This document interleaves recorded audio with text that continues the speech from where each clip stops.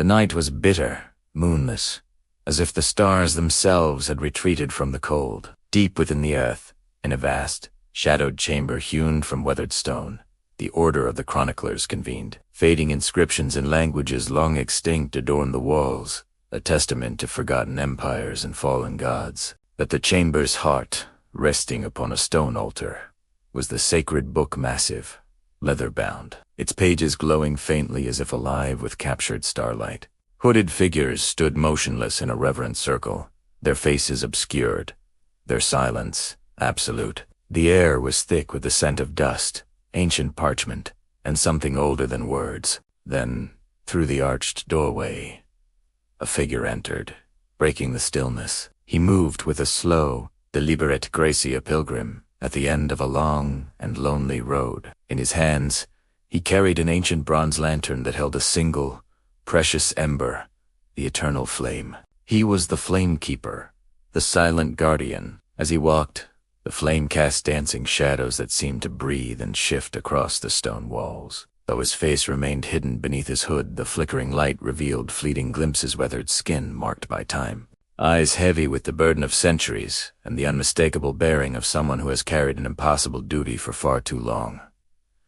The flame he carried was more than just fire. It was a living entity, the very soul of memory. Its warmth was the comfort of remembered stories, a bastion of hope against the encroaching darkness of oblivion. But it was also a profound danger, a constant reminder of the fragility of memory. One careless moment, one gust of wind, could extinguish everything, leaving the world poorer, colder. The Order's founding myth whispered that the flame was born from the first story ever told, and it would die with the last. As the keeper, his bond with the flame transcended mere guardianship.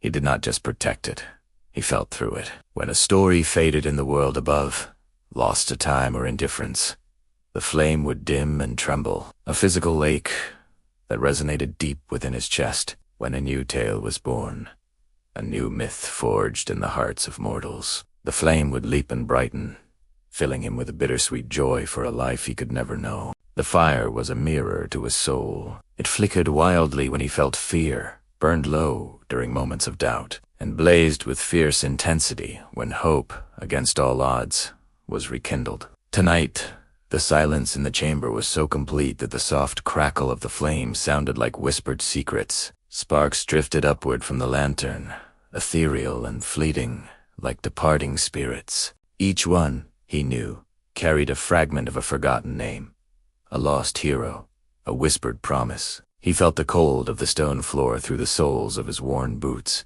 the immense weight of unspoken tradition pressing down on him. This ceremony had been performed for millennia, yet it felt as urgent as the very first time. A memory surfaced, unbidden, sharp as a shard of glass.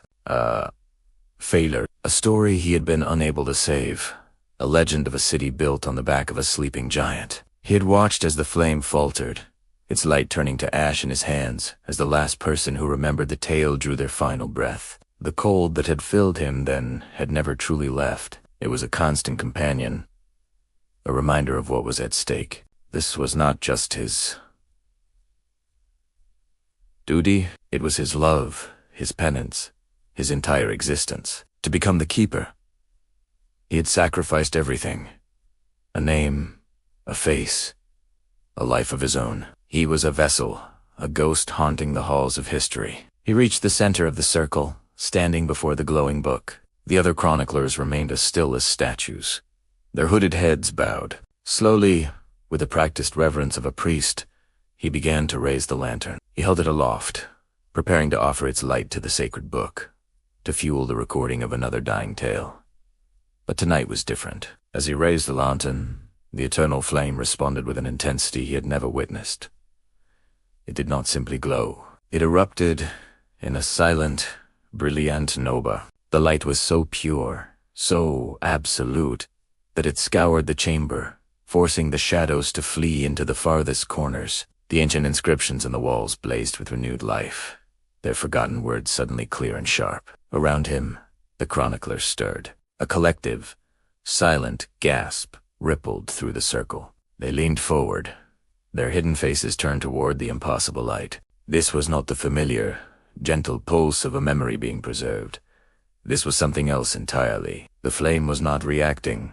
It was announcing. It was heralding a new chapter, an awakening, a legend being born in this very moment. The flamekeeper's hands, which had held steady through ages of turmoil, trembled slightly. He held the lantern firm, his gaze fixed on the incandescent heart of the fire. He understood what it was telling him. Tonight, the Order would not just preserve the past. Tonight, they would witness the beginning of something that would reshape their understanding of memory itself. With a final, resolute movement, he brought the lantern's light to touch the sacred book. He positioned it over a fresh, empty page, its surface as blank as a snow-covered field at dawn. As the pure light of the eternal flame kissed the ancient parchment, words began to appear. They were not written by any hand, not inscribed by any quill. They bloomed into existence, woven from the light itself, inscribed by the raw, untamed power of a story being born. The flamekeeper watched, his breath caught in his throat, his lips parted, and a single, hoarse whisper escaped, lost in the silent roar of the light. Was it a prayer? A warning, a greeting to whatever new and terrible beauty was unfolding before him. The words continued to flow, forming sentences, crafting a narrative no one had ever read. This night, he knew, would be remembered for all time. If anyone remained to remember it,